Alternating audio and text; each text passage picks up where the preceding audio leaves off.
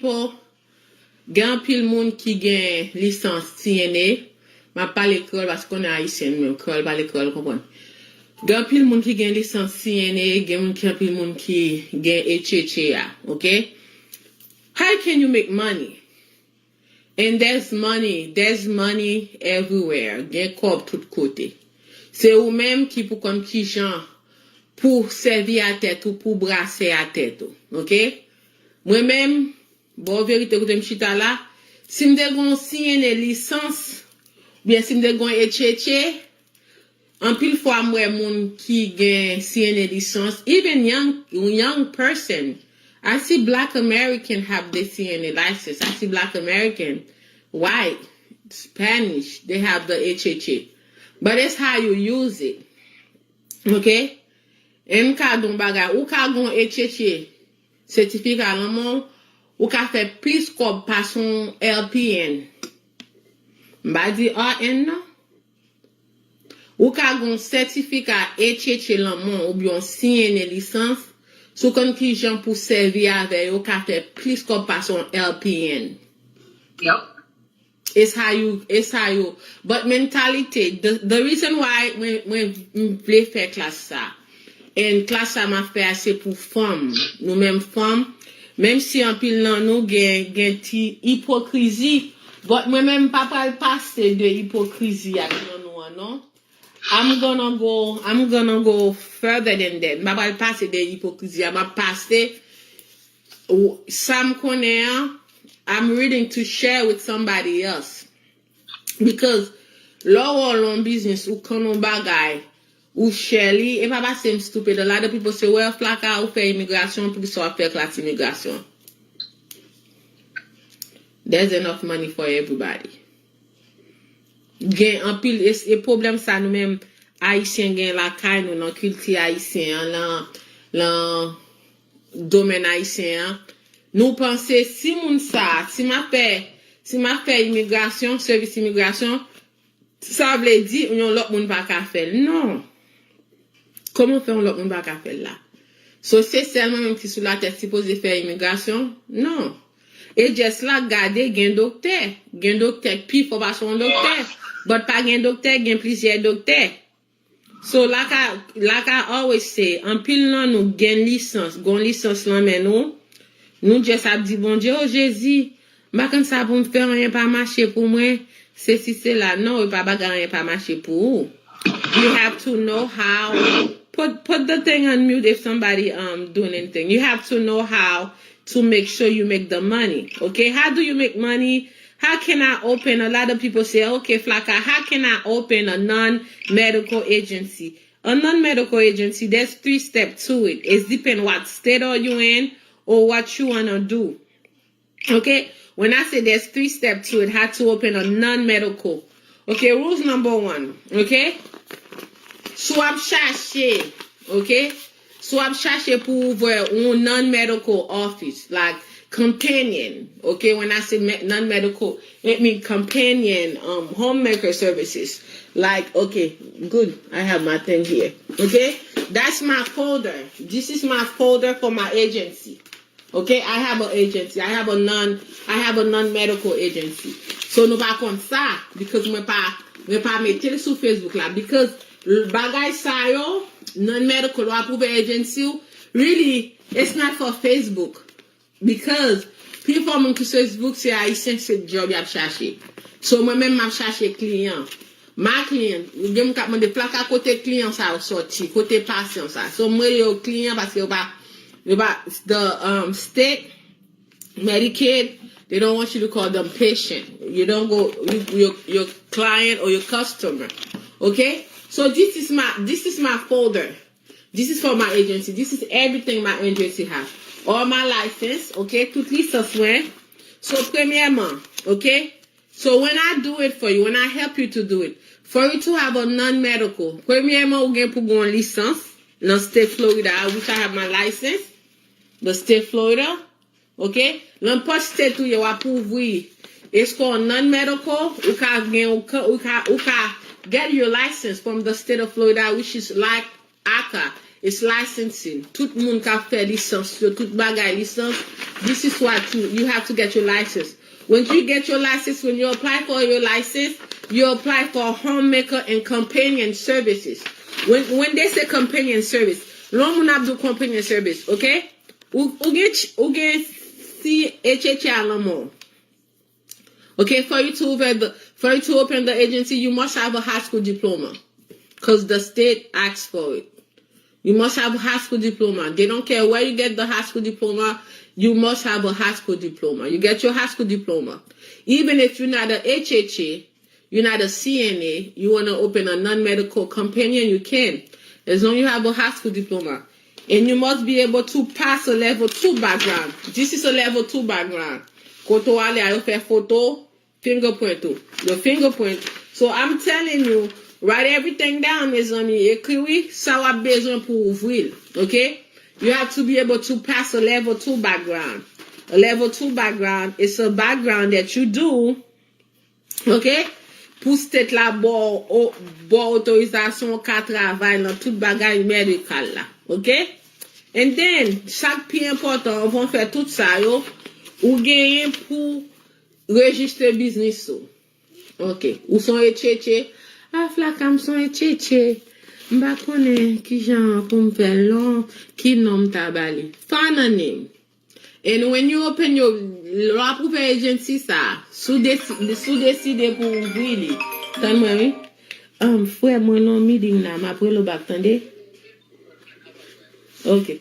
So when you open it, si ba me téléphone ça. Sous silence pas bon moi. Gele moun sa pa di an entre Jésus. Li pa di. E quoi l'entrée? Ou entrée koulè a S. Okay, ça est before. Okay. So yes, amen. Okay, hon. Okay. So now the first thing, Flaca, an pi moun bakan ki non pou m'bay business lan. You pick a name you like. M'baka bay business lan name pou. Premier so a fait la pour bon business ou chita. Ouais, moi-même, mande la belle bin la kame. Si m'ba gen 10 lanka et ça on boko gen. Yo von 98 cents. Acheton kay ou besoin bon business ou akon ki c'est pas et pas ou besoin bon business chaque moun well. Petite maison bon petit business là m'akon ki jan pou m'faire. No, parce que moun nan pas pral bon idea pour faire business parce que haïtien va dire comme ça, oh, ou ta pour faire business, ou va changer pour te dou tel ça pour faire kou business nan moun yo presque battu yo de te bon idea. Ou achete ti kayo 99 cents. Ou bin nan ka ou chita ou ekri non. Ki so ta reme fe? What would you like to do to open a business? A pil moun pa kon bagay de open business lan. Open a business. First, e pou fe EIN number. EIN number son bagay ki gratis ou lan IRS.gov ou apjen sa gratis ou aplike pou li. Deuxièmement, ou registre business ou lan state ou ye a. Si se Florida LLC, c'est 130. Philadelphia is how much? 120? 125. 125. I know Boston. Boston is an expensive state because usually it's 500 because I was registered somebody business. When I see the amount, I say, shit, I had to call them. Because it's 500. And I see why a lot of people in Boston, a lot of people in Los States, you pare me register business yo parce que yo state sa charge yo trop ko. Okay? Rule number 1. Pito registre business non ki te la. Ou ko fon yon avel. Ou registre lou mette la. Et pas une obligation de register un business ou bien pour louer place pour business lan. First of all, to open a non-medical agency companion, ou pas besoin office. Sou gon kay ou gen appartement, ou ka mette un desk. All you need a desk, a computer, a printer, and a file cabinet with a key. It's a must for you to have a file cabinet with a key for you when you're about to open your agency. Because the file cabinet, that's where you keep all the patient file. You could have 2 file cabinets, one for your staff and one for your client. Okay? So once you do that, there's 2 things. You could become a provider. You're gonna become a provider with Medicaid. When you become a provider with Medicaid, that means you get paid by Medicaid. You know, Medicaid, there's rules, there's steps you gotta do, okay? Medicaid, what do they ask you when you're doing your billing? Medicaid asks you to make sure all your timesheet and your billing have notes. So that means when you have a client, when l'envoi on al travail, quand on timoun, parce que puis for moun sa yon timoun ki kobe with autism, you vo al gade, you have to make sure les moun sa al ka client li écrit note là. Parce que sans note là, Medicaid ka paye ou, but le vin fè audit, deven pou lal pou fa moun sa, ki pa reme écrit note là. Lesa, li vin nou problem pou, cause I had to learn this the hard way. Nan kesyon si moun ti gomoun, de moun ti gomoun nan pi lui, parce que tout kote mboye la le pou mwen. Di pa jem fè note nan. Chaque kou, mwen fè note la, m toujou paye. So guess what? When Medicaid come, cause the client, moun nan te gen, ti gomoun nan te gen, se ton client longtemps. So when Medicaid come, Medicaid audit me. So guess what? I end up owing $4,000 because some of the timesheet didn't have note. That's the only. It's two things for you to worry when you open your non-medical. Make sure your notes, they have notes for all your client. Make sure you do your background check on everybody you hire. Piga nou pon moun, piga nou hire someone, nou pon moun, san nou pa fe background nan. You cannot do that, okay? For you to open the non-medical, you're gonna need to have an application, okay, with ACA, if you're in state Florida, if you're in any other state. Every state have their own healthcare, whatever district, the way they call them. You have to make sure you get your license. Like, ACA, I'll get my license, and then you have to make sure you do your level 2 background, you get your fingerprint. Once everything is clear, you register your business, you do all that. Once you register your business, you send a letter to APD. APD is a third party. It's a provider. That's how you get your client. Once you become a provider with them, you sign the contract. There's contract you have to sign with them. And then they will send you a link to do your Medicaid because they connect with Medicaid. So a lot of people say, how do I get my patient? How do you get your patient? You get your patient from APD, the provider you're going to be provider with, because they have coordinator. Each client, tout moun ki vin nan office Medicaid la, debi son moun ki gen petit malade, ou moun ka pran Medicaid service, ou moun ki autism, is anybody in group home, okay? Somebody could be in group home, and then famille vlo moun achita aveli, and then you relay agency la. Okay, Medicaid, how you get your client? Chaque coup, everybody, every agency, s'ouvre konkou agency mlam komanse la Alexis. When you go to Medicaid, you di, hi, oh, mgon petit malade, mbezwen agency, on non-medical agency pou mvoye a gade tibit la, chita tibit la mwen, okay? So, Medicaid bon, kodou, get an system, get an client, li bon walan website la, you pick the name. That's when your agency name come. Okay, because mine start with Alexis. Okay, so when they A is the first word in the alphabet, right? So when they pull my name would come Alexis Home Care. Some people they're not patient, like Alexis Home Care, and then that's how once they click into my agency, that's why the coordinator email me say I have a client for you. So let Medicaid, let coordinator I email with your gon client pour software. You go with your business card, you dress up, you go with your intake, because that's intake. You take the information, you ask them. Okay, so the process for you to get your license and become a provider, because before there used to be a good 4 months. Now it takes 6 to 8 months because everything different with COVID. Before I used to be able to take them to the office, to the Medicaid office. I used to go there all the time, take application for my client, but they don't do that. So everything have to do through email. So if you wanna open if you have a HHA, this is how you could make money. When I say if you have a HHA or CNA license, this is how you can make money. Okay, first you make your business card. Okay, a lot of you guys don't understand. Là où son HHA ou bien son CNA ou decide pour travail ou ka travail pour tête tout, you register that as a sole proprietor. So that's mean you work for yourself. You could register the business, and then you could do your form. You do all your form like it's a business. So when you're doing the solo, let me do solo, ka fè l'agency. Agency a sa be di, lo fè l'agency a ou ka gen moun bin travay avò. Okay? Like my agency, I have 19, gen 19 clients, 19 patients. 19 patients, mi gen 12 moun kap travay. So 12 moun kap travay sa yo, 19 patients. So mwen voye moun a travay avè yo. Se kon sa tou, si yo le me bon moun kes mba jen moun, mba gen ma fè. Si son 2 etan, 3 etan, ma le mette rad mwen sou mwen, mal fè li. So pa jen mette lan tèt ou sou gon agent, sou pa ka travay moun. Sou mette sa lan tèt ou yo, ou pa jen mouri.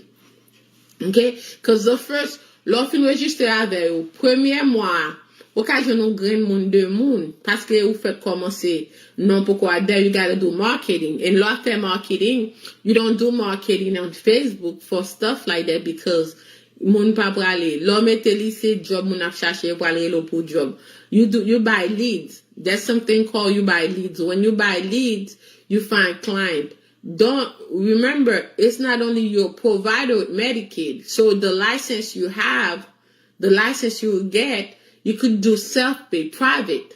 Koko private. Ou ka gon zami travay l'hôpital, ou son agent sou gen, ou di zami sou gen patient wap discharge, che la kayo prale business service. Get involved with meeting. I love meeting. Pachita. That's why I have most of my clients. Les samedi me leve, m'habille bien habillé. Gon côté, tout grand moun yo al faire market, m'aller à business card, m'aller à flyer, m'passe. Because si m'passe 100 flyer, trust me, non 100 flyer, ça m'gon 10 ou 20 moun ka prele quand même, ka prend service. And that's how you marketing your place. Don't just put it. I don't put like certain business I have. Business mwen gen pa mette the immigration. Ça c'est pour Haïtien seulement. You know, I put my immigration, si ma bagay l'école là. But certain business you have, it pas fait pour Facebook because you pas pral jeune client, okay? You could put ad correctly, sou gen correctly, sou gen penny saver. Ou ka mette ad, like I have ad in there, looking for this, looking for that, private. In the private case là, ou charge so vle. Konkou la, ou jenon ti gran moun la kap mache, ti gran moun, oh, ma chache, gen pil ti gran moun ki pare men agency, ki pare men alan agency ou pi men privé, raison fait ça. Gen pa gen assurance, ou bien assurance ou gen pa paye bien, and then, service yo vle a agency a kaba and that's why you come along, so because you have your license, you could do private. Lord do private la don't have nothing to do with Medicaid because that's self-pay. Private mean moun la pay au cash, ti ka pay au chèque, ou ka fè tout so vle avec comme ça. So that's it, but you have your license to make sure everything's okay. And then when for you to open the agency, mwen fè li pou moun di nou ki jan, how to go about it. But gen de moun ki pa ka fèl, and then gen de moun ki paye m pou fèl. M fè tout bagay pou. It's $8.75, but sels ma bezwen nan moun, m pa bon non pou business yo, mwen I do everything for you. As for the paperwork, ou pa pral nan problem nan paperwork. Ou vina nan business yo, ou registre ou bezwen registre business lan, ou bezwen fè ceci, $8.75, m charge $875. Now $875, mwen fè NPI number pou, because you're gonna need, for you to do your billing, you're gonna need your NPI number. Pou fè billing Medicaid la, it's easy, and then lem fin get to provider, m fè tout bagay yo, mwen voyon moun la ka ou pou vin train ou, paske you could be anywhere. Because Medicaid is Medicaid. They will send somebody at your house. Ya bon moun la ka ou, pou yo vin pou moun nan training ou. It's easy. Tout bagay get an marke pou time sheet la gen code la, se so fe want to met code la, ou submit. And every Thursday, Medicaid pay. So you have to do your billing. Your billing have to be in pou fè, paske se a tèt wap travay, so suppose fè billing ou. Your billing have to be in, I think, Wednesday before 5, and Thursday you get paid. So when you get paid, that's how you pay your staff. Okay? If you decide to hire somebody or you decide to do it for yourself. When I say solo, the solo, that means solo ou ka gen 3 clients. Ou ka fait 3 clients pour compte. Ou connaît lundi à mercredi ou al ka un tel. OK? De jeudi à vendredi ou al ka un tel. Ou bien samedi ou al ka un tel. Qu'on gen 3 clients, ça c'est clients yoye. Tout comme ya ba ou c'est comme ou ba bien pour payer. But not law fait solo, you still have to have a computer. You still have to have a file cabinet. Okay, file cabinet like you have to have like it's for you to keep your client, because even though you do it solo, it's still your client. You still have to keep the person file. When the person file, anybody you hire that step, okay, parce que mon apprend is no Medicaid paying you, even though if you doing it cash, you still have to have the person do the level 2. Parle pour si nous décider pour nous ouvrir agency, parle pour moun, oh, moun kan label pas j'en m'a faire moun, bon pour non. You have to do the whole well al te chercher un travail. You faut faire fingerprint, you faut faire drug test, you faut faire background. It's the same thing. You have to do it because with Medicaid, with acte, you have to make sure you do your level 2 background. If you don't, and they come to your office or your home to do audit, and they see that you didn't have everything, you didn't do the background, that's a fine, and they could close your agency. So there's good money in it. When I say, cause law fin pe law ouvre agency a, em toujou di moun sa, pa pense law ouvre law pral riche son sel jour.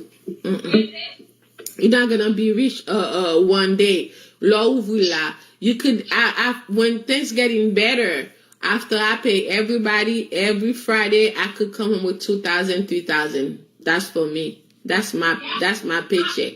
2,000, 3,000. That's after I pay the bill, whatever I pay the staff, I pay whoever needs to be paid. But there's money in there. It's for you to know how to open it and how to maintain the agency. Because ou ka ouvre agency là, and then ou font feeling nam gan pi moun ki ouvre yo fait 2 ans, 3 ans, après yo ouvre group home. Because it's the same system. Because a lot of people want to open group home. Yeah, group home, there's money in there, but there's a lot of headache. With the group home, you have to have a house. You have to do a lot of paperwork.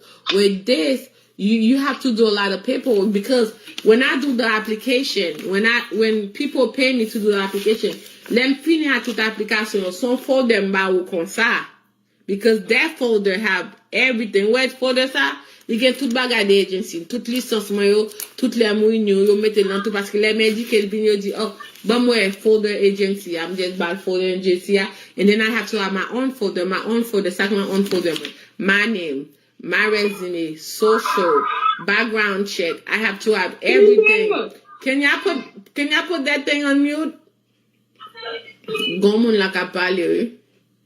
It's not on mute somebody not on mute. So when we do that, we have to make sure we have everything. So the first application you do, I could show it to you. Okay, so this is my Medicaid letter, show that, okay, I have my Medicaid number, my agency was approved. So once everything done, you'll get a letter like that for Medicaid. Okay, you guys see it? Noelle? Yeah. Okay, so you get a letter like that for Medicaid, show that everything is okay. And then after that, you get a contract for Medicaid waiver. So the contract, it have everything in there for your contract. So, okay, now you're a Medicaid provider, okay? So with me come along when I do that. So I show people how to do it, but because I know a lot of people won't be able to do it, because it's a lot of paperwork. You have to do a lot. And then you do the enrollment application. There's an enrollment application you have to do from APD. So once you do it, you get approved, and then they send you your contract. So everything in there, it go through. And anybody have any question? Ask question, because I know afterwards you guys not gonna call me say, oh, I forgot to ask you that. You could ask question. There's no question that's stupid. If you miss it, if I'm not saying something you wanna know, just ask question. Anybody wanna ask question? Flaca. When you apply for Medicaid in Connecticut, it takes like 2 years before they approve you. How the hell? Yeah. Kisa 2 years. But no, when you don't go apply for Medicaid straight like that, you have to have a code. Do you apply with an NPI number with a code? No, I was asking somebody who have an agency, and she was telling me that it took her 2 years. Menti. I say go sa ba se ba lo ouvri menti, it don't take no goddamn 2 years. E ba kona I say man ble ba moun an yen? E sa mboni? E ba I say man bo bagay, man ba nou blag. I've been in the medical field. Ma travay lan nursing home longtemps. Te gon madanm paste, m konnen oui? Oh, petite fille, moi, bagay, tout papier, c'est moi qui fais le pour lui. Tout débile gon problème, moi fait tout à fait pour lui. Moi, nous va acheter. Il te gon groupe home, but m'pa fou pour groupe home parce que moi, tête fait mal dans groupe home là. Moi, aider mon ouvert groupe home, but m'kon tête fait mal là, ma bo, ou fait comme dans groupe home. Yes, there's money, but there's a lot of headache, là-dedans tout, okay? So, il te gen groupe home, il gen l'autre moun, il gen agency comme ça. Moi, dis ma de pasteur, m'besoin ou bon agency, parce que moi, balan groupe home, moi, agency a, ti ba agency a bon, le wel. Oh, petit, ba la ba bon. Ba la ba bon, petit, moi, petite fille, moi, connais maman, wel, connais maman, nous pas bon, mon ti, bagay yo pas bon, ba bon. Oh, mais dis que seulement boire des gouttes, so pas tout bagay, bye. Yeah. Medicaid, when you do an application, it takes 30 days. You prend 30 jours. C'est selon application faire, c'est selon moun qui gagne workplace là. If you do an application, même quand Medicaid là, m'a fait depuis 2013, on connaît depuis tout ça, yo mandé l'application Medicaid là, vous voyez là les ou scan ni sans bruit sans compte, within 15 jours yo bon réponse. Because you have to upload everything into the system. You upload everything, and then when you apply for Medicaid, you're not gonna go apply for Medicaid because Medicaid, when you apply, you have to have a code while you're applying for. With the code, it will show you when you're doing your billing. Cause l'on applique pour Medicaid, l'on fait billing là. Code l'on mette ya, you get to connaître qui qualité compa you gagne, qui code doit mette. So ça veut dire to diagnose ou bien your billing code you put in for your client. There is under your code. They already know, like if you apply for Medicaid, there's companion or homemaker companion or whatever it may be. You have the code already, so it don't take. Di moun nan Flaca, ou men di Flaca di menti, ou men tele lanko di so they di menti dan it. It don't take 2 years. But private pay là. Private pay là, puis est-ce que les plus bon que Medicaid? You make me private to me Medicaid. Moi Medicaid parce que that's my money right there. But Medicaid là, me fait tous les deux. Me fait private pay, self pay ou Medicaid. And then même ça me fait, moi prends l'autre assurance tout. M'ba prend celle Medicaid, il faut boudam dans toute l'autre assurance. Gen I took the Obamacare, lot assurance, sunrise, sun whatever, tout assurance ça on prend yo. There's a lot of insurance there under Medicaid, but they have different name. But I apply for them to become a provider and stuff. So tous les deux parce que self-pay là ou fait privé c'est comme pour faire ou fait comme pour ou dit mon soit chercher grand moun $25 par heure ou chercher grand moun ka di grand moun okay. With the self-pay with that license, you could do everything. Companion, homemaker. Ou ka moun nan ka di besoin moun pi nettoyer ka la ou moins 3 jours. Ou ka faire cause it's on companion, homemaker. So you could do it. You don't have to have when you have that. Ça fait me dire en pile nan nou gen CNA nou ka fait l'argent. Nou ka fait business card nou certified CNA or certified HHA ou mette list la home companion, house cleaning. So it fall under one thing. Yes. Gen moun kal fe HHA ka moun yo private yo te ka fe plus cob. Mais si ma ka un blanc la mal fait tchétché là. Blanc remem moi blanc l'aime dire remem façon mieux remem m'pa pas ki ton blanc al hay on moun de pour vinn clean kay la non m'a tout clean kay la ou remem moi bon faire ou m'a tout clean kay la pour ou parce que lo achita ti grand moun la gen ti grand moun ki pa en McDonald gen ti grand moun ka McDonald tout gen ti grand moun de pour lo vinn ou ba manger ou chita regarder télévision et les grand gros encore yo for un but meanwhile m'pa pas ap travail ka on blanc kou li a pour do chita croiser pied yo y a gade TV a grand moun nan kou li a gon lot moun kap clean comme chate ka vin nan poche ou. You just have to know how to make that money and how to make that certificate work for you. Vous comprenez? Dans state Connecticut là, they require for you to have RN non-medical agent because I almost opened a non-medical before COVID. Mm-hmm. But I did send everything, the EIN, everything came back to me. But they asked me that I have to have insurance, different type of insurance. Yeah, liability insurance, right? Oui. Yeah, that's you have to have that. Mm-hmm. Pour couvrir patient, pour couvrir employé yo. Mm-hmm. Et puis yo mandem pour me gagner un registered nurse, un AN. Are you sure? Can you send me? You have my email. Can you send me that package so I could look into it? Because for a non, that what you're talking about, if you open in a registry, if you open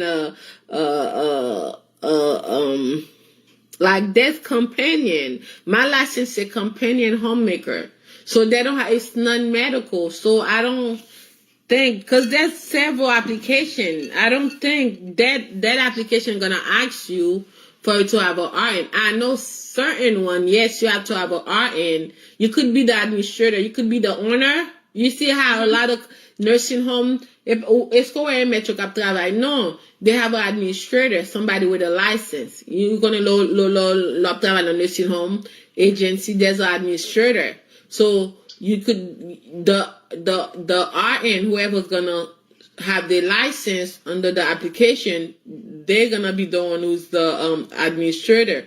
So when that person end up quit, you could always call the state. There's a way you report the person no longer there and you remove it from the system that the person no longer into your company. So if anything happened, so they don't think that person working. So there's a system for all that. So I probably have to see the paperwork to see what type of license you try to require, because I find it hard for them to ask me for all that. Unless you want to open an agency, you want to hire LP and RN or therapy, you know. No, it's a non-medical, like companion care, doing the cleaning, you know, and stuff like that. Going grocery shopping, yeah, the person to the doctor's office and stuff like that. You know. You could do all that. That's what I said with the HHA. With the HHA you have, you could do all that. Login licence CNA ou bien HHA, ou ka fait tout ça. So now it's how you do it and how you could make that money doing it, and you could do it real good too. So what after the show, probably Monday, give me a call, or you could email me if I don't know if you have the email. You have the package. Yeah. You could email it to me. I could look into it to see. Because every state is different. I done for state. Florida, like getting a license is just, I do it with my eyes closed because I know how to do it. Philadelphia is almost the same. Boston is almost the same. New York a little bit. But the other state, I haven't done them yet. So I have to look, like you say, if you could send me that information, I could look into it for you to see what you could do. But there's money there. You could make money, but like I tell everybody, samedi nou, en a fon business, focus sur business nan, mais ba tout même sur business nan, parce que là fon business nan c'est pour la bon, pas just krite moun kap décourage ou don business do pa bagay, cause sou pa, if you don't go for it, pa yon ki prale kap fel pou ou. So, mwen pa gen package lan. So te fè avel? Somewhere, yon kote pou m chache li, parce que avant COVID lan, Dans Covid là, en janvier, pays a été là, comme ça. Et puis en décembre, quand on a commencé à faire tout le papier qui est important. Et puis le Covid là, le pays, on a dit, bon, par contre, il y a de Covid là, so, je vais camper agence, pas pour valider parce que, vous voyez, mon cas, par contre, qui j'ai maladie ailleurs. Yeah, but the thing with the COVID, with that part, COVID, moi, I'm perdu en pile client because people qui ont maman with la caillou, so really, my cabo can mood, because everybody working at home now. One, everybody was working at home at that time. Now, people start going to work and I start getting my client back. It's like the same client I had, they come back to me about l'autre agency. You know? Yeah, so c'est ça fait que moi besoin ouvert agency à back. On va aller dans l'hôpital, yo dans nursing home yo, avec client. Yeah, but you cannot go in nursing home as that client.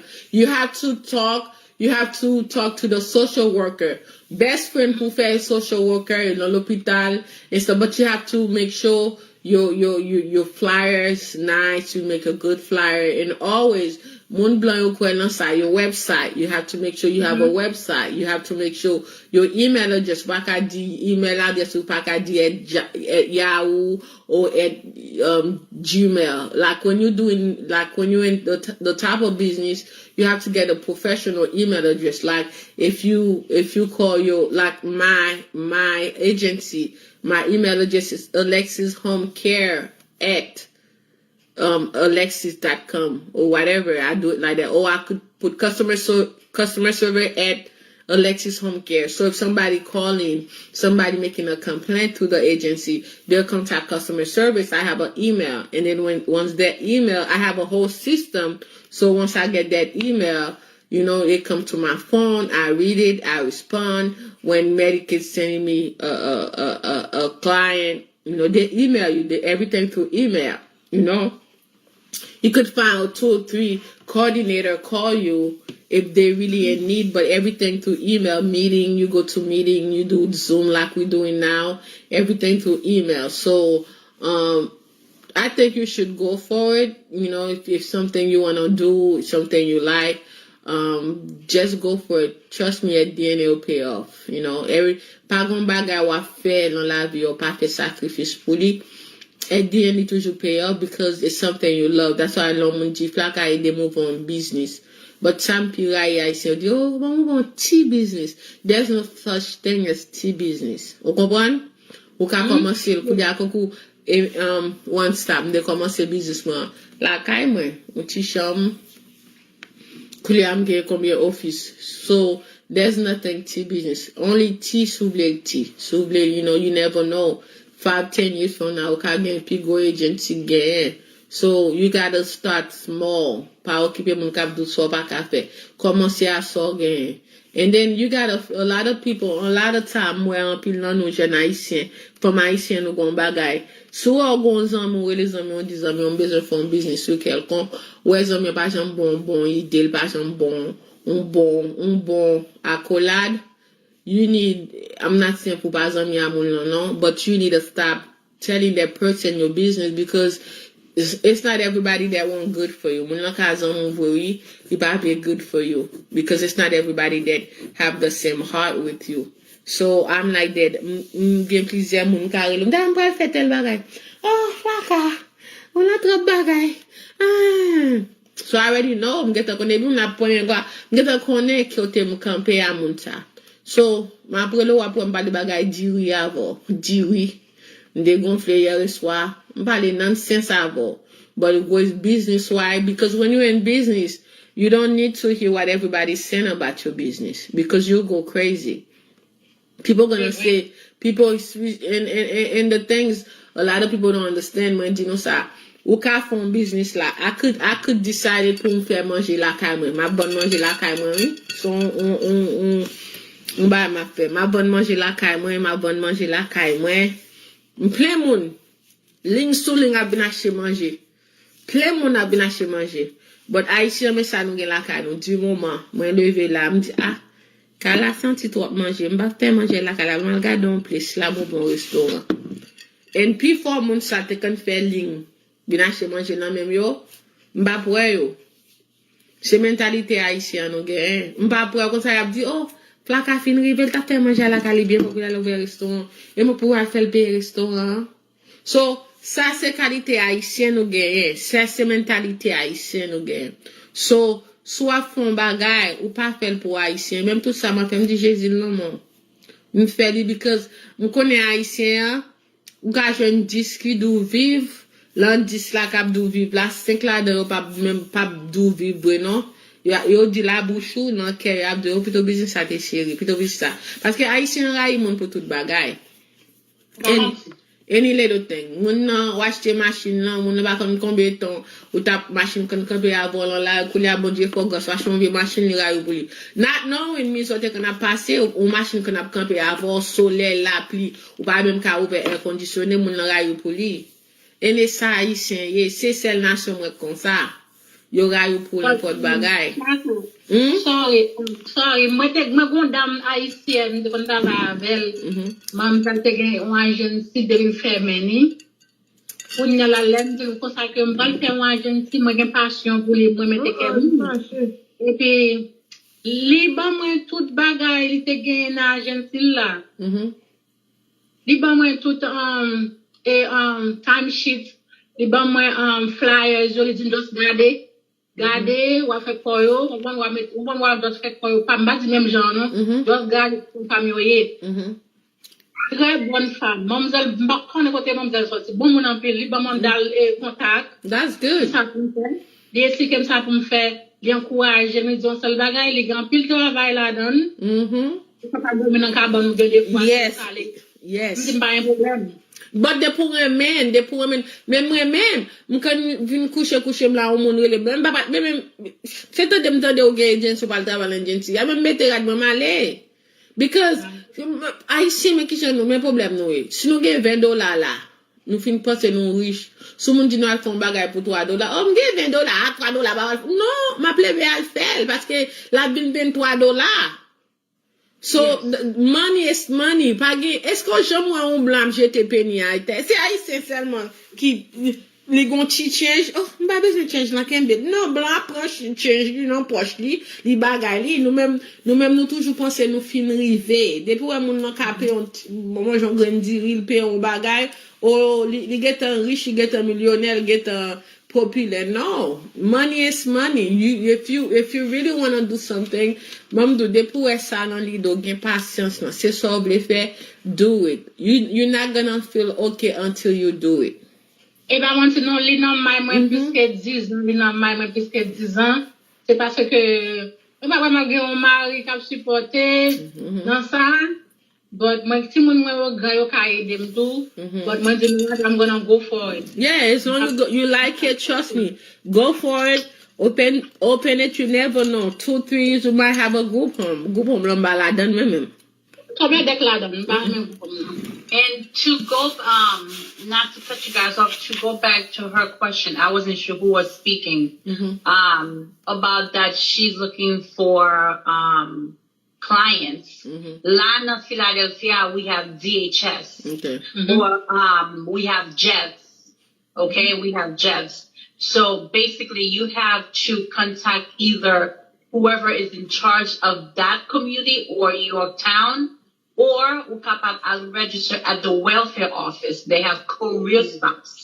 Yeah, They also can guide you to where to get compliance. Yeah, but she needs to become a provider. It just A provider. Yeah, Okay. so she what she needs to do with those agencies, once she register her business IEIN and everything, get her NPI number, she gotta get her NPI number. Yeah, Okay. so she have to register and then she could email them, See, that's what I do. I email different. Yeah. Because when I email, I CC you too. I CC you. I say I'm the third party. You always have to introduce myself, the third party, helping my client with some paperwork. So I would email them to see, okay, what are the steps to become a provider as far as you opening an agency, or how do you do your Medicaid? Medicaid is Medicaid. You understand the billing, every code. Medicaid bill every 15 minutes. So it's 15 minutes. So it's 60 hours. 60 minutes is 1 hour. So there's 15 minutes. So they could pay you per unit. Okay? 15 minutes they pay you. Okay? Medicaid is depending of what the client have. Some client I have, they pay me $4.16. $4.16. Chaque 15 minutes, you pay $4.16. Okay? $4.16. 15 minutes long time 4. Okay? So really, time 4, $4.16. So pour client chaque inetan c'est $16 au bon moins. That's Medicaid. You understand? So it's $16 au bon moins. So moi-même ça me fait, l'aime fait commencer, me de 3 ou 4 clients. $16 ça me pas le prendre, me pas le ba moun ni. Parce que client yo, en pile client yo, c'est après-midi gen after school, c'est ti moun, it's age, I think, from 5 to 21. Okay? C'est ti moun ka font des temps, malé là font des temps gen moun, ou just aller, parent en travail, ou camper devant, ou tande les boss la vini.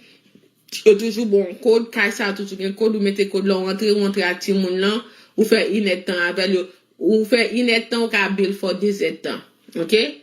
So 16 hours and that's why I say companion. Low hire people, you have to make sure, because if you get a case, they only give you $16 an hour. Okay? And if you have a daughter, she's 18, she have all her stuff, you could send your daughter to work.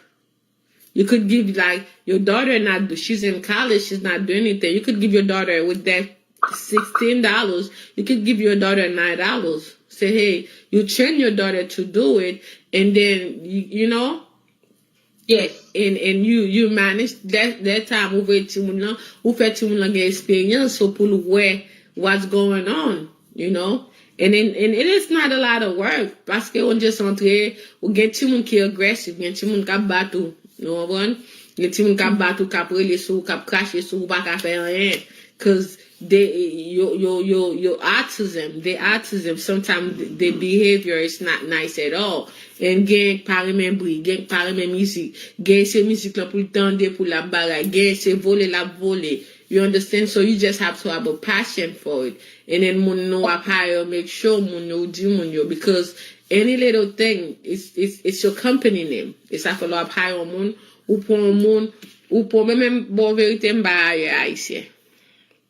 Thank God. Mariye haïtien dans agency là. Et là ou vin dans agency ya plus pa gen haïtien k'ap travay on pile blanc, yo pa ka vin faire bruit bagay mariye haïtien. Because that's the best thing. That's the best mariye haïtien, I'm sorry, dans agency là mariye haïtien. Spanish, m'gen Spanish, m'gen Jamaican, m'gen yon ti Bahamian. Parce que haïtien on fin prani, pas vrai? On fin prani depuis le connaître haïtien, time sheet. Yo pa jam tam shit, yo pa jam bien. Ok?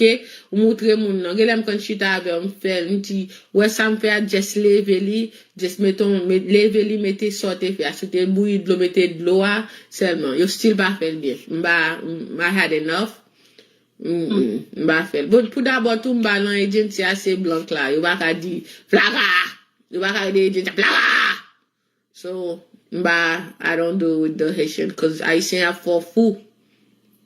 And some of them with the type of patients or clients, because each state call them differently. Mm-hmm. Some state might call them clients, some state might call them patients. Mm-hmm. In some states, like some place in Philly, they don't want you to call them clients or patients. They want you to address them by their names. Okay. They're very aggressive, mm-hmm. and they have people that can come out and train you and your staff on how to deal with the aggression, how to put them in a lock, or how to calm them down. Because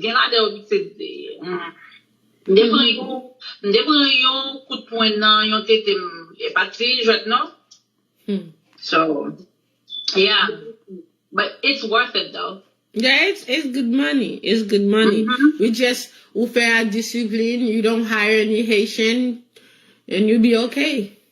And then you just stick to your business because si que ou vin chita la pou vin pran klas la, ou paye pou vin pran klas la, ou dépense kop pou faire paperwork you, and then you get your license through the state and you have a legit business. You can eat, whether you hire Haitians, you cannot let them dictate your own business because you put money out there. So, ou hire yon moun, kit li Haitien, kit li American, kit li noir, li pa ka marche sou principe ou, it's fire. Right then in a mamde, parce que ou mpa kwe wap kite yon moun rentre nan business ou pou damage so you can lose your license. So you have to be firm to your rules and your regulation. Ou ekri tout rules ou metel nan tout pano, ou metel into the handbook. You have to have a handbook. Yeah, I have the things when I help people open it, I give them a policy and procedure. I help you with you have to have a policy. Pour one agency, if you're going to become provider with anybody, Medicaid, you have to have a policy and procedure because your policy and procedure have to have everything. If something going on, if after hours something happened to the client, who to call, who's next, and so your policy have to have all that before they even approve you. So that's how it goes. You can keep. Si que ou fait commencer Jean Flaca apè dia, sou fait commencer ou poko ka hire lot moun de yo, like RMLPNs. Mwen nan famille nan mwen gen tout. So ou ka parla ave yo as family, hey, you know what, we fait commencer là, m'a meto sou payroll wap edem, but kob la ka pa jonta li men la, but just help me out for 6 months to a year. You could keep that money, keep it into the family until you branch out. Yes, you can. You can. The thing is, Samabdino, love what you do. Pas entrer dans business pour l'argent. Like Esther, I see you have you say you wanna do it. Trust me. As long you gon rêve. Quand la rêve moi c'est pour m'aider haïtien. Même si me connais gen la dog pas bon, même si me connais yo même encore katouye moi, but what ça bon Dieu met l'enkem là, ça me ka fait à ma fait, vous comprenez? Ma fout yo kaka tout, but ma fait. On va pas fout kaka non. So ma fait. So you have to love. You have to love when you're in business. You have to make sure you know what you're doing. You love what you're doing. Not go in business for money because it's just like you working. So wap travail blanc là parce m'a travail pour me riche pas j'en riche parce que pas gen moun ki nan travail ki riche. Wap travail because you like what you're doing. Hopefully ou cherche un bagay ou remen and you go for it. And nous toujours dit ça. So wap travail blanc. Ok, wap travail blanc, wap force travail blanc, lever, battre tout courage. Pour que ça va ka bay même énergie ça, même courage ça bon business ou gagne. Yeah. I don't sleep. Si moutre nou, et parce que m'baga be caméra, si moutre nou à terre là, I have a lot of stuff I'm doing. I don't sleep. I know. I don't sleep because and then it's one thing. Let no long business, not faire business et tout. Pas occuper moun. Moun mettre le volet, ou zengle nou vicieux, ou bouzen, ou bay faux papier, ou faire sauve ya. Pas répondre, pas occuper moun. Parce que moun nan gen bouche pour le parler. Quitte le parler. That's true. Because yo j'aime voyer watch there mango pa mi, j'en dis there mango mi yo. Jean haïtien ou dit ya, ba there mango mi. Okay? You pa voyer sou mango mi. You pa Yes, I don't know. I one of them. But you have to under the life that I think you should really answer real quick before you move question? Forward. Do you write within the price the $875? Does it include the policy and the procedure? Yes, the $875 include the policy and procedure. Yes. All the $875 including, let me say, the $875 including your NPI application. If your business not registered, I register it for you, but you gotta pay the state fee. As for the Sun Beach, you gotta pay that. I could do the EIN for you. It's including that. It's including your Medicaid application. It's including, I even give you time sheet. Okay. It's including, I give you a book when I'm done. See, I'm done with this. This is somebody I'm done with. Okay? This is the policy and procedure. Okay? Men tout bagay li. You guys see it? A little higher. Yeah. Okay. This is somebody I'm done. She's done. She write her contract. This is her policy. I give you. Once I'm done with you, I give you a folder like that. All your paperwork, all your document is in that folder. So pour parler, no. So I give you a folder like that with everything, your policy and procedure. But I also email it to you parce que ça qu'a perdu, ça qu'a boulé, but you have it in your email. I also email it to you. And I give you this, I give you a policy and procedure. I give you an NPI, I do the NPI application. I do the other application for your license. I do your Medicaid application. I do your provider application. But you got the document I'm asking you gotta send them to me. What I'm gonna need from you, I'm gonna need the level 2 background. I'm gonna need the arrest record. Arrest record, you could go to the court, not the court, what no police station, no. Kote, rete. I just said them you need a arrest record, okay? So, any question? Any other question? Mwen gen moun lak pa pale. Ou bebe? Mwen den nou. Apre nan rele mwen gen pil moun la ou pa pale. Nou pa mande question? Sa men apri. I have a question. My name is Yasmin. It's my first time. Yasmin, where's the question, my friend? How you doing, honey? I'm fine, thanks. Mwen attendé tout ça t'a dit, ça peut pas vraiment poser question, but I am not an HHA nor do I hold a CNA. You still could do it. I'm not a CNA. I have a HHA certificate. I never use it, but you could do it as long as you have a high school diploma. Okay. As long okay, this is the rule. As long as you have a high school diploma, ou comprend anglais, ou comprend anglais. Because there's meeting. Well, I'm fin pay listos lampu, I'm fin ball listos, so I give you everything. You could call me once in a while to ask me questions. It depends where you at. If I'm in a good mood, I could stop by your place and set up the things for you. If I'm in a good mood. Super manger. C'est l'on moun koto sorti ya. Ki mange ou fait joua. Si m'lan bon mood, ou di wap fon la lo, m'ka di, ok, ma passe, parce que gen la lo, l'anka la m'baka pa passe.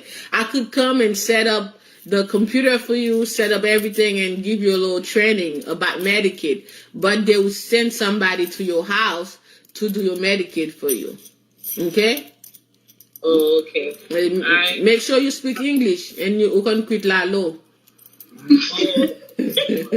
I'm coming to my state to set up the computer for me, Flaca. Petit mom do. Depuis nous paye ticket pour moi ou dit ouais on met paye ticket m'a paye hôtel mais après dit manger sous côte moi m'a vini. Et manger pour dire oui. Et manger oui pour dire la lo m'a vini. Et de manger ça pour dire oui. But do you have to reapply every year for the Medicaid or no for the license? No. One time. Your Medicaid license is good until you close it. Like I have. If you look, until you call and say, hey, I'm no longer in practice. My agency is closed. When you closing your agency, because I had one agency I closed. 2018 I closed one of my agency. I called them and people wanted to buy the name. I said I ain't selling my name because it's very important. Kisa manger la, non fi gim la. Kisa le la. Pomme? Cucumber. Nou pa manje bay sa. Non, ba buy ça. Cucumber ba sa mko do bi non fi gim moun non, e ba non fi gim moun yo mette mo ko mette ancien moun e ba sa. Ba sa cucumber ya? Yeah. Oui, clair. Kouya me haïtien nan zoom la manger cucumber devant. Elis de ka pou manger un plat dirim, de ka comprendre cucumber. Madame question mes amis, nous gen inet temps et demi là. Madame question. M'di nous madame question. Après n'a bin rele moi. Chaque samedi ou débouper ou apla. What happened? I already have a business registered. Can I use the same EIN number for the agency? Yeah, is it the EIN number you have the agency under the agency name? No. So what kind of EIN is it? Did you do it as a sole proprietor? No, that's for my business online. Okay, okay. You cannot do that. Your agency is gonna have to be an LLC. You know why? Because I cancel everything with IRS for my agency. Well, you could call them. You know why? Because someone has my agency name, so it was a headache for me. I had to. Oh, somebody already. That's why when you register, you have to do a name search. You gotta search the name to see if anybody have it. Like my name, nobody could buy my name. That one stop, I trademark it. Nobody in United States of America could buy that name. That name belonged to me. I did that. I did went to Connecticut commerce whatever comme anglais. That gade yo di non available. So mali malache non. But les enregistrés non, yo di que gon lot moun ki gen. Yeah, they be gon lot moun gen ba ba no. So now you got to start all over again. Yes. So you got to start. So your business online with your agency is two different things. But if moun ki zo ka use my EIN number for their business. You could use your EIN number for their business as far as a sole proprietor. Yes, you could have one EIN number as a sole proprietor, and I could do Flaca hair under that EIN number because it's a sole proprietor. I could do Flaca jewelry under that EIN number because it's a sole proprietor. But if you open an agency, like my one stop is a S corp, so I cannot have anything under that because IRS know it's a S corp when I do my tax. My agency is a LLC when I do my tax. So the LLC they have to have their own EIN number. But if you're doing a sole proprietor, it's under your name. Even if you're doing a solo sole proprietor, you could use one EIN number for several sole proprietor business. As long as you indicated it, so when you register the EIN, you indicated sole proprietor. You could use it. You could put several business under it. All you have to do is call IRS. Say, hey, I have another business. I want to attach it to this EIN number I have. Okay, thank you. Yeah. What's step 2? Mm-hmm. I have a question about the sole proprietor versus the LLC. Okay. When would it be beneficial to have the business under a sole proprietorship as opposed to the LLC? The LLC, they're not coming after you. They're coming after the business. Okay. Okay? Your LLC, that's why you always, when you have an LLC, there's so many things you could do with your LLC business. You could do with your business, you could do so many things. You could buy a car. You could, even if you have the agency, you do it at home. When you're paying your rent, you could take half of that money from your agency. For example, if your rent is $1,000 and you have the agency at your house, you do it at your house. You could take money from the agency, at least $700. You could say, hey, $700 for rent. Okay, if you're buying supply, you could use this under the business. You could use all that. With the LLC, you could build a credit with it. You could build business credit. You could do a lot of stuff with it.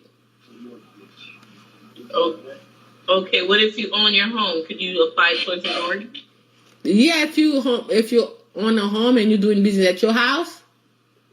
Mm-hmm. Yeah, you could once that business making money. You could pay half of your mortgage to their business. You have to make sure because it's a part. It's a business based at home. So whatever you're making from that business, you should be able to take out of it. You pay yourself for you to be able to pay your mortgage.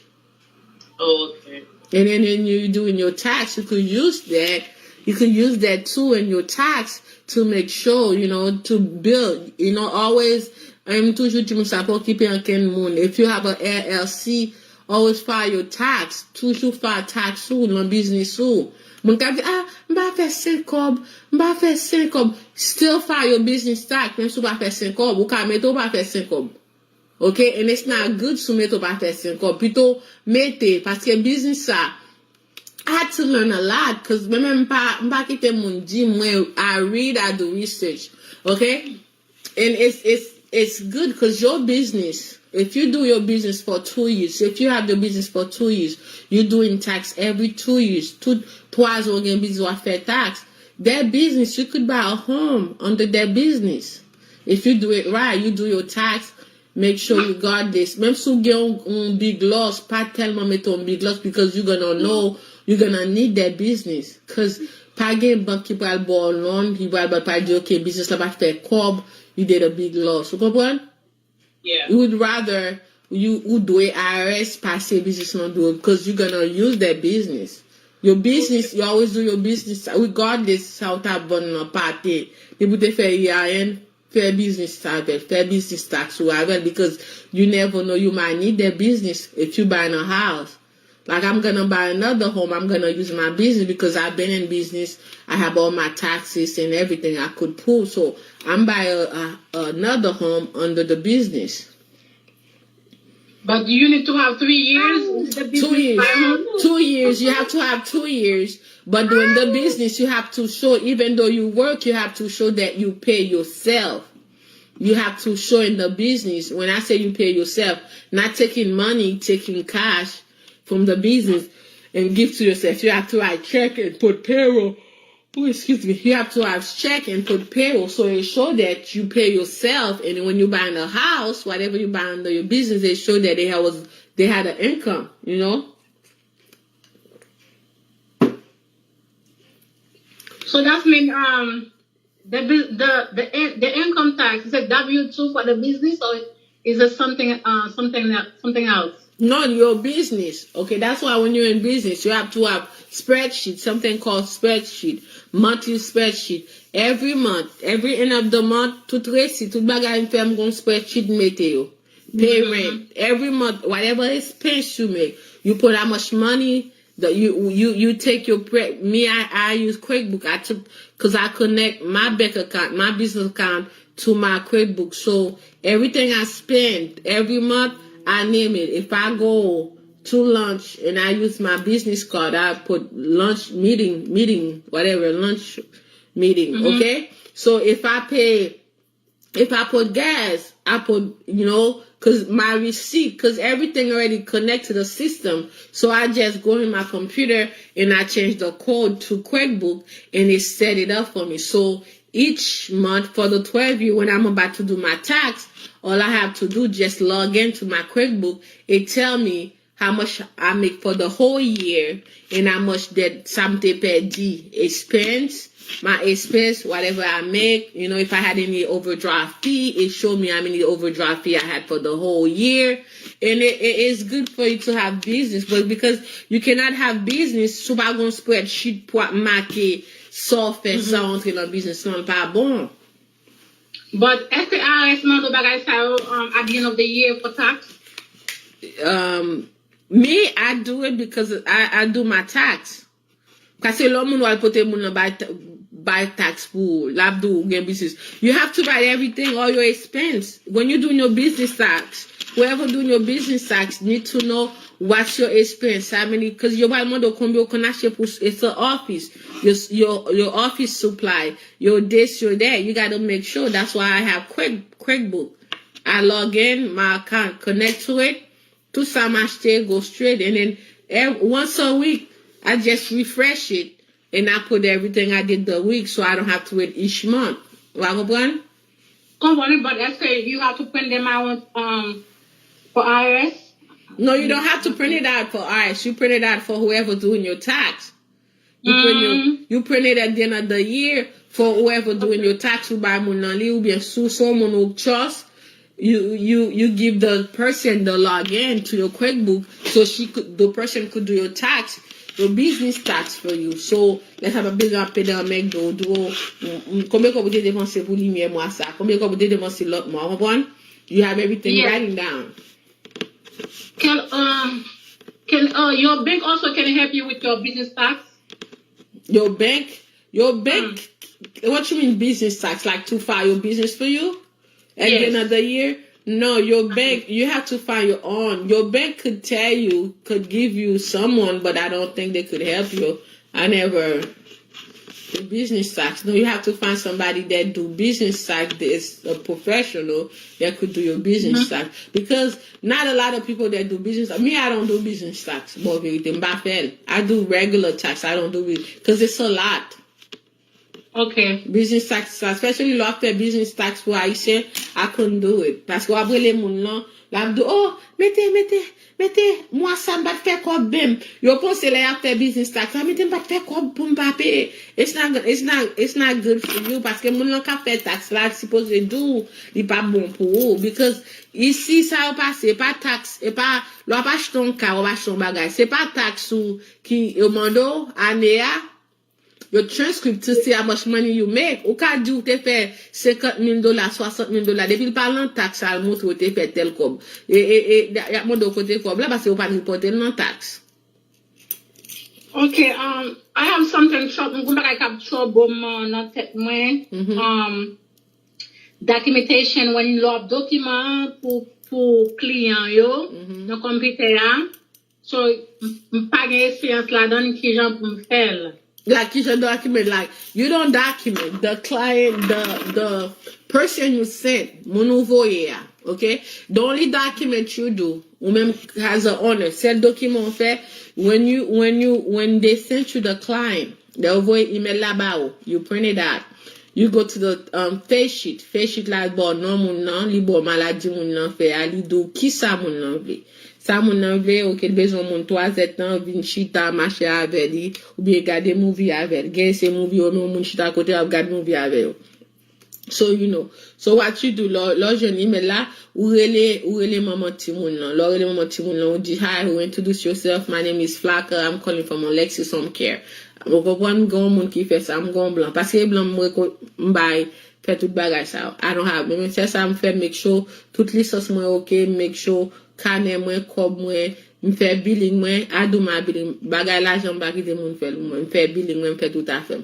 So, ma business, mwen men, ça fait, l'on fin son, l'on fait commencer, ok? Koulè ou habillé ou bien habillé, ou les parents, ou mon des parents, dit ok. My name is Flaca. I'm calling you from Alexis Home Care.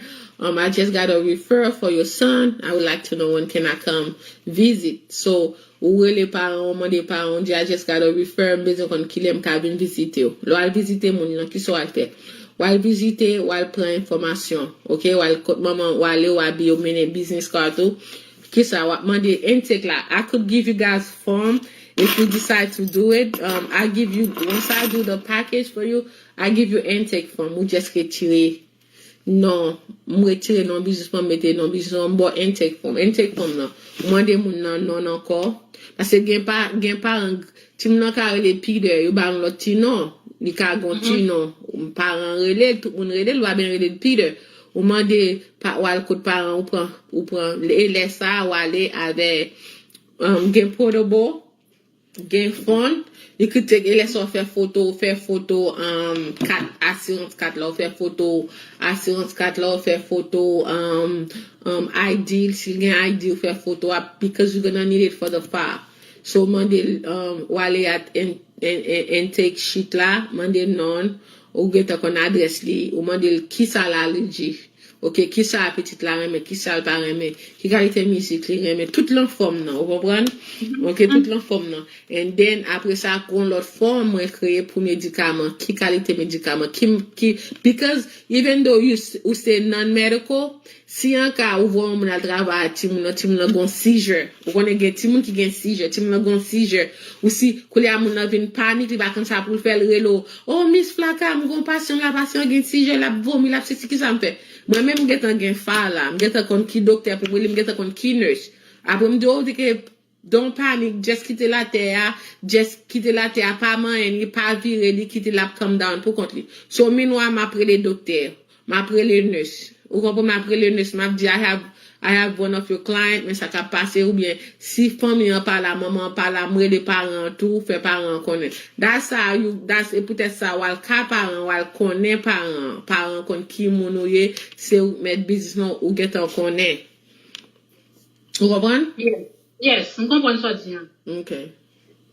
Any other question? M'balé que non moun sa, ou pas de questions, les yo écrit moi pour yo di m comme ça. Miss Flaca, okay.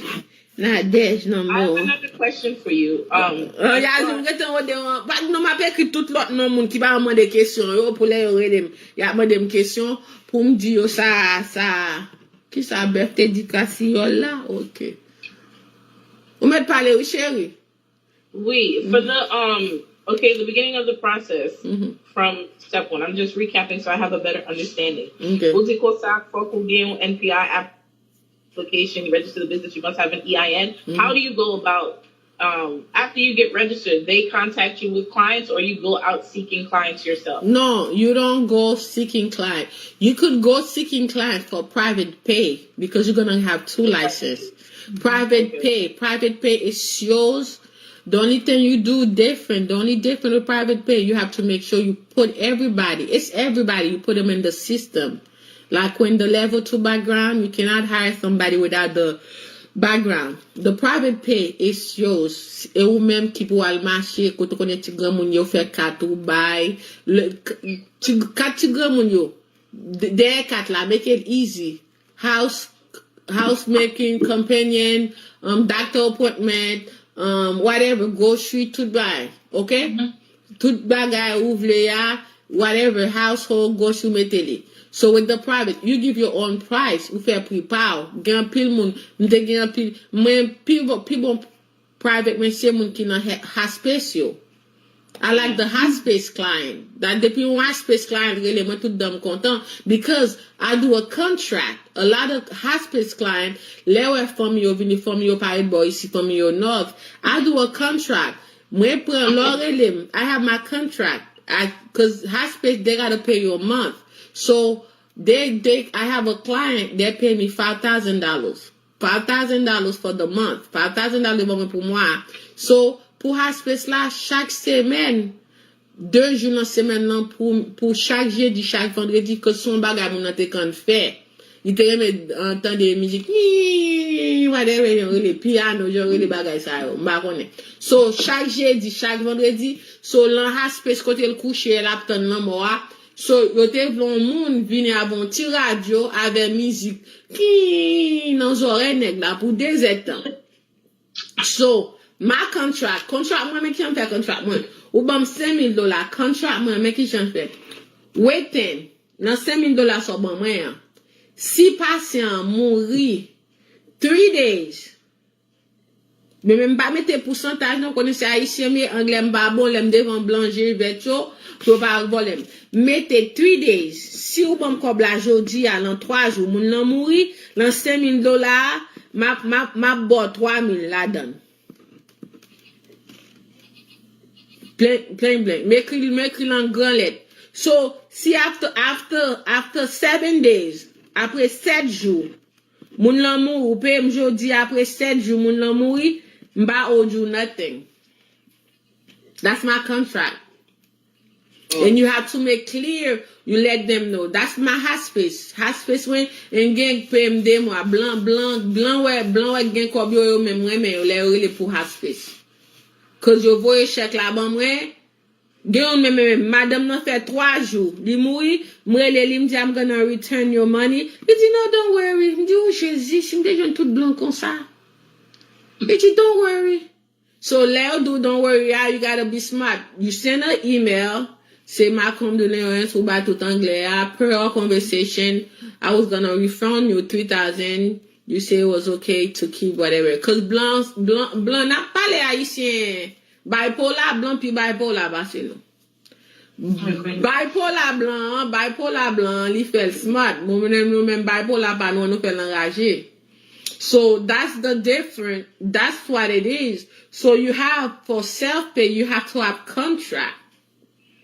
And your contract could make it bold and black so they could know. Ou di blanc, même parle si moi c'est 3 jours, 7 jours. 7 jours moun nan mouri après 7 jours m'ba do rien. Si mouri 3 jours c'est selon bon $5,000 m'a bon $3,000. And so once the business is registered and everything is approved and we have our NPI number, we can start taking clients right away. Once your NPI number, this is what you get everything first. You get your NPI number. It's an online. I pull it. I did it for you online. Once you sign your contract with Medicaid, you sign your contract with APD, whatever the department where you at. Once you sign your contract with them, you got everything. You sign, they sign, you're good to go. Oh, okay. And then your license for self-pay, you don't have to wait to sign your contract with self-pay. Once you got your license through your email, because usually they email it to you. They used to mail it. They email it to you. Once you get your license through email and you get your liability insurance, you could start making your business card and start looking for a client. You don't have to wait once Medicaid. You don't have to wait. Because it's two different things. It's two different applications. Okay. You understand? Mm-hmm. Any question? Hi, Wendy. How's my baby doing, Wendy? I'm playing new boyfriend. Bari na ki moun pou maye la tellement m'gen new boyfriend. Ça kon mois, ça poko mois, ça gen 3 jours. Ah, problème yo red pour moi. Any other question? Label, any question on Facebook I could answer before I go? No, we have time. We have time. No question? Anybody have question? Tout moun bébé. Ah ouais? Everybody bébé. Ah, people not text me. Ah, people not text me. I dit, Miss Flaca, si nous want des questions, nous ka mettre président nous, hein? Président nous comme ça. On a parlé wana même moun pa tande bien. Moun qui peut demander des questions yo.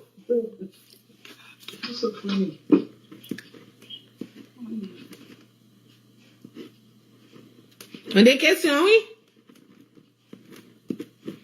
But Flaca, medication now, connaît que l'on non médical pas supposé non buy médicament. You don't have nothing to do with medication. You don't do your agency not to give medication. Your agency is only there to assist the client with simple daily living stuff. When I say simple, si c'est HHA, you end up hiring HHA companion, moun lo ka ede moun nan ben, HHA ka ben moun nan ede moun nan ben, ou ka moun lo ka gon ti manje ou chauffer le pou li, okay? You don't pass medication. You cannot HHA or CNA cannot give patient medication. You could médicament ka la, médicament sous table là. Patient ka do pon ti l'eau pour moi besoin prendre médicament. Ou prendre l'eau à bali. Ou ka prendre médicament ou bali là pour vrai médicament. Ou pas ka prendre médicament l'en main pour bali pour mettre l'en bouche li.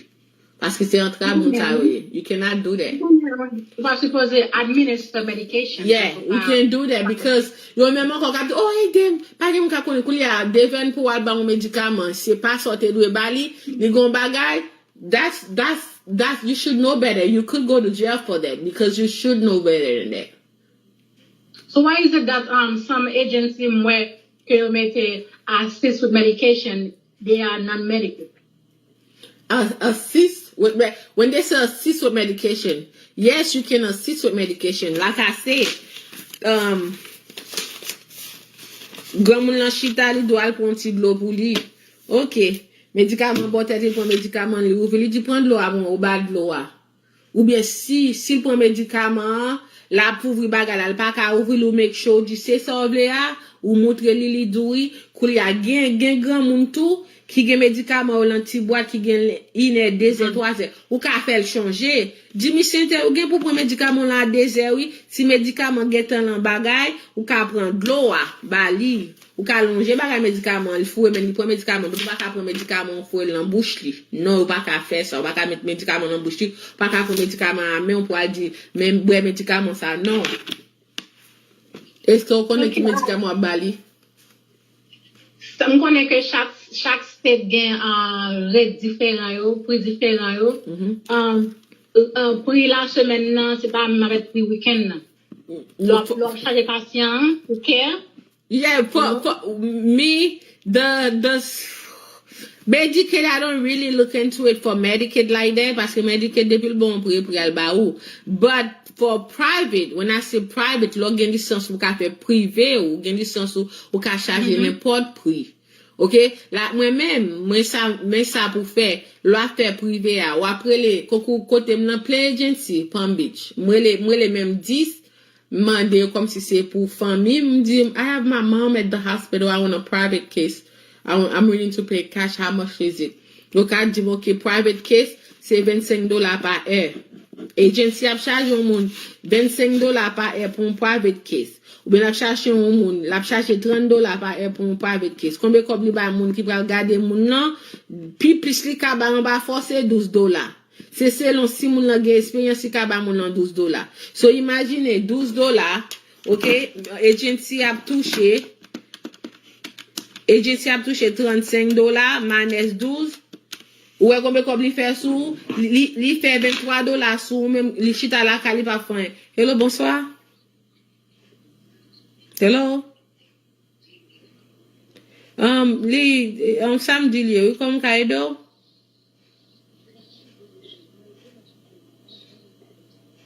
Hein?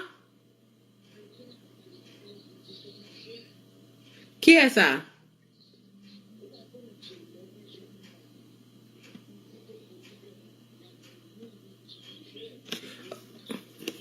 Je connais, oui, m'a pris le bac, OK? Ouais. Yeah. So, I'm sorry, c'est ça, yeah. So, imaginez, while agency a payé $12, après, yo même, y a $23. But, les week-ends, est-ce que les clients ont le prix pour week-end? Yes, you're private, you could do that, okay? You're private. You're private, you could do that with your private, okay? Ou ka fè ça à privé ou. It's up to you.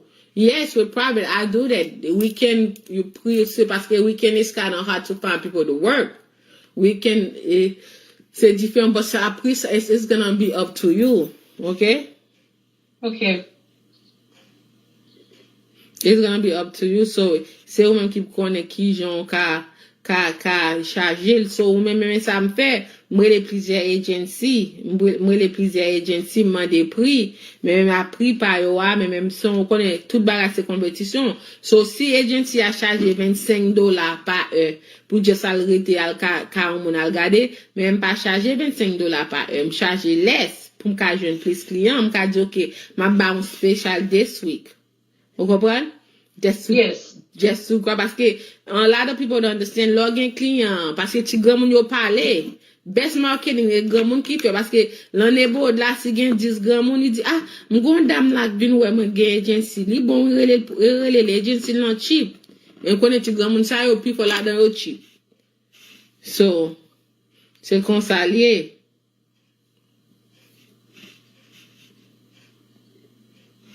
You understand? Yeah, je comprends, oui. Quand vous avez une dame qui a dit que ça va dépendre de town mon rete, si mon riche, ou charger le coût. Non, ça va gagner pour faire ça si mon riche. You try to look your clientele. You can't try en pile yo say ça fait business you're pas successful. You're trying to be greedy. You can't try to be greedy ou fait commencer un business. Why keep trying to be greedy? Because it's not gonna be good for you. Okay? Oui. You can't be greedy. Lord, when you're starting business, you have to make sure you're gonna lose some and gain some. You just have to make sure everything's okay and you do what you gotta do.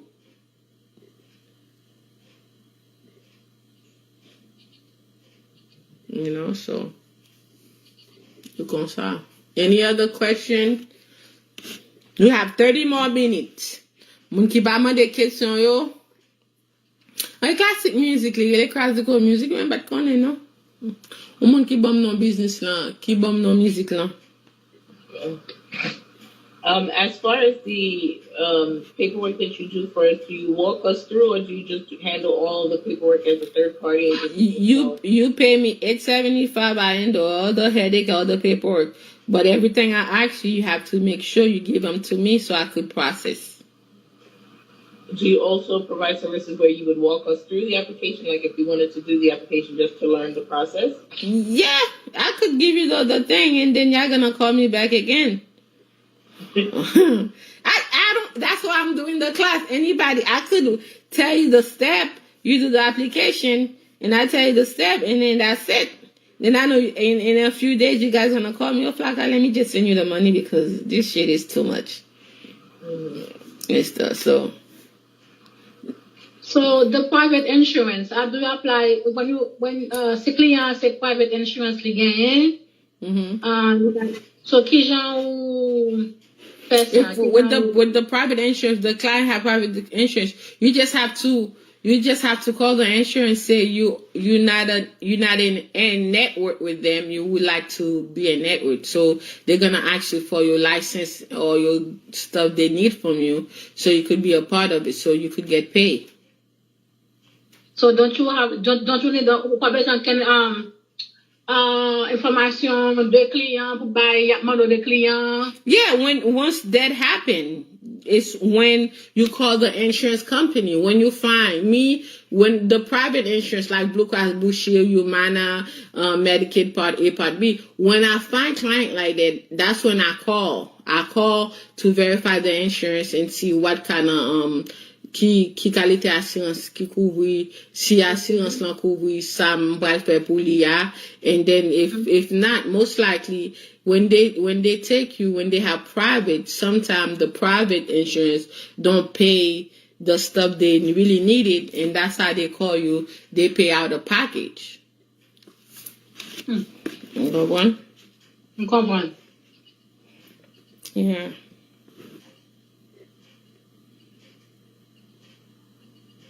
Yeah.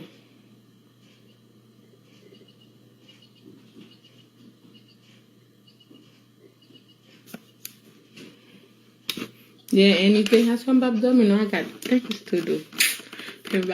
Any question, guys? Because we're going to finish at 9:30 because I didn't start at 7. Tout le monde, des gens qui m'ont des questions. Tout le monde, yo bébé. À la belle. Gredon, mais où était la gredon? Oui, non. Oui. Non, you know qu'à pris. Madame, ça l'a pris, yeah? Oui. Oui. Oh, Wendy, you here? Wendy here? Where Wendy parled? Oh, I didn't know Wendy was here. Wendy va get question si t'es immigration. T'as peut-être get question, Wendy. Let me see. So nobody have question. So since nobody have question, okay? So the my part, like I say, is to tell you guys what are the requirements for you to open it. So I tell you guys the requirement, what you need to do, what you need to have. It's time consuming. If you, like I said, if you're gonna do something, make sure you love what you do. Do it with your all heart. Don't do it because of the money. A lot of Haitians get in business is because of money they wanna get rich. No, you're not gonna get rich one day. Okay, there's nobody that start a business that get rich the second day unless you're selling, you can't say it in, reality and stuff. But everything you're doing in life, you have to work hard. You have to put your 100%, and don't expect family member gonna support you. Don't expect friend gonna support you. Don't expect a husband gonna support you. You have to do it for you. You gotta love yourself and do your job for you and only you. And hopefully you change somebody's life. That's the only thing I could tell you guys. Always make sure when you decide to open your agency, make sure you do everything by the book, because Medicaid, once they come and do audit, something ain't right, they're gonna ask you to pay the money back. They don't care how much money they pay you. If the timesheet's not right, if the note's not right, they're gonna ask you to pay back the money. So that's how it works. Any question? Anything else? Because if we don't have any question, it's 9 o'clock. I was gonna stay till 9:30. I have one. Go ahead, hon. Shakila Medicaid vini check is once a year. Once a year, yeah, once a year. Okay. What about the state? The state don't come in. Non, state la pou state vini chef, sou moun rele state pou ki so gen a state. State pa gen pou we a state because you're not in a nursing home. Medicaid that coming. It's the provider it's whoever you provider with. That's who they send. That's who they send Medicaid to do your audit because you getting the client from them.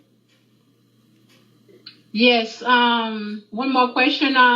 What about in service that you have to do in service with your staff? You have to once you provide it with them, that's in service. You have to do. It's like zero tolerant and HIPAA. It's online. You do it. It's something every owner have to do it once. If you decide to have me do the paperwork, there's a contract I send you. Things that you have to do, that's one of them you got to do. Your end service, I sent you the link, you have to do the end service. And whoever you bringing into the agency with you, so if you're doing an agency, you need two people. You need yourself and a backup. The reason why they say you need two people is because in case you sign up today, they'll approve you, they send you all the documents you sign up, and the same day they send you 4 clients the same day. So that's why they say you need a backup. So if you can go, whoever back you up, you could send them. The same thing you have, the same thing the backup have to have. Level 2 background check, arrest record, application, social security. I do that application too. That all included in the 875. So I do all that application for you with your backup. So when I submit your application, they see you have a backup. If you decided to do the agency, they see you have a backup. So with your backup, you'll have, and that will help you. So in case you get a client, so you cannot say, well, I don't have anybody to send because you have a backup. You could always send your backup because your backup already approved. You approve, they approve. That doesn't mean they are part of your business. They're just working with you like a staff. Okay. And then with the agency, one thing I want to say too, when you open the agency, you have you as an owner, you're supposed to be a W-2, not a 1099. Anybody that's working with you could be 1099, but one person have to be a W-2, have to be able, when you pay yourself, you take tax out of it. Okay. W-2, not 1099? No, yourself as the owner of the agency, you have to be a W-2. Anybody that's working with you, it could be 1099. Okay. So that's how it works. So, anything else? So since no question, I'm gonna leave because I have all the stuff to do. I was gonna stay till 9:30 since we started late. Since I see there's no question, I'm pretty much go through everything with you guys. So the class gonna be every Saturday from 7 to 9. So anybody that wanna enroll, wanna pay, it's the same thing. It's different thing. Next Saturday, it's gonna be another topic. A lot of people asking me how do I open immigration office, so it's gonna be about that topic. So the next class I have, hello, back my fair class. Hello. Yeah, my prelo back to do my fair by la, okay? Right. So next week I have the class on the 16th, so I have a lot of students for the immigration class. So next week I'll post what I'm gonna be talking to. So I do it like that every Saturday. So anybody that needs some information about anything, so let me know. You guys have my WhatsApp, right? Yeah. If you guys have any question, you could always WhatsApp me. Sometimes I don't answer on time. Just give me some time, I would answer because I usually answer at night. That's when I go to my WhatsApp and answer. During the day I'm kind of busy. That's why. So thank you so much, guys. Before you go, I heard you on Facebook, the class tonight is free. So can I have my money back? It was free. I did it on Facebook. So I know you're not going to get your money back. So I'm doing it today like that, but I'm not gonna do it next Saturday. We put it on Facebook. It was the first time I wanted to see how it go and stuff. But anybody, I know everybody that paid me for the class because I put a pen. So any question you have, even the person could be here, the person didn't pay, trust me. You have my number. Any question you have, I know who pays, so I could answer them the question and stuff. All right. Okay, thank you so much. Mwen learn pil jodi. Okay, thank you. So bye Yasmin. Thank you for all the answers. Nadesh, ma priye pou. Ma priye pou. Oui. Bye everybody else. So lot moun yok pa diyan. Wendy, bye honey. Lovely. Mwe gon Geralda la don too. Bye. I hope you guys learned a lot of stuff. So any little thing I know, I'll make sure I post it on Facebook. Whatever I could do to help, I'll help. All right. And then kone apre sa, Nadesh wale gim sakam de liye do sa. Ou kone mnon jan timide. Mon ti jan timide, map tan nou, okay, Nadesh? All right, guys. What's up, Miss Parker? Bye. Thank you, guys. Thank you. Bye-bye. Bye.